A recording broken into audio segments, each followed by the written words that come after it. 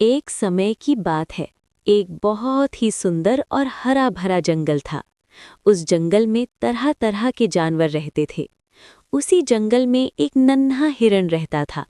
वो बहुत ही फुर्तीला, समझदार और दयालु था।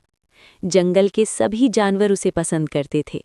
वहीं पास के पेड़ों पर एक रंग बिरंगा मोर भी रहता था। मोर को अपने सुंदर पंखों पर बहुत गर्व था और वो बारिश के मौसम में नाचना बहुत पसंद करता था। हिरन और मोर की दोस्ती बहुत गहरी थी। हर सुबह दोनों नदी के किनारे मिलते, बातें करते और जंगल की सैर पर निकल जाते। हिरन तेज दौड़कर रास्ता देखता और मोर ऊपर से उड़कर खतरे की जानकारी देता। दोनों एक दूसरे की मदद से सुरक्षित रहते थे।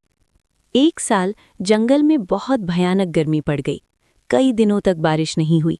नदी सूखने लगी और तालाबों में पानी बहुत कम रह गया।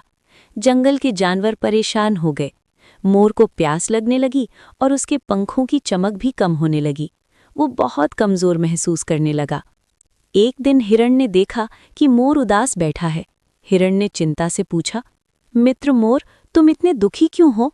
मोर बोला, दोस्त, मुझे बहुत प्यास लगी है। पानी नहीं मिलने से मेरी हालत खराब हो रही है।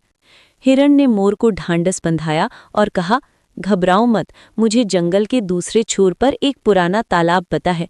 चलो, मैं तुम्हें वहां ले चलता हूँ। रास्ता बहुत लंबा और कठिन था। कई जगह सूखी जमीन थी और तेज धूप पड़ रही थी। मोर थक गया, लेकिन हिरण ने उसका साथ नहीं छोड़ा।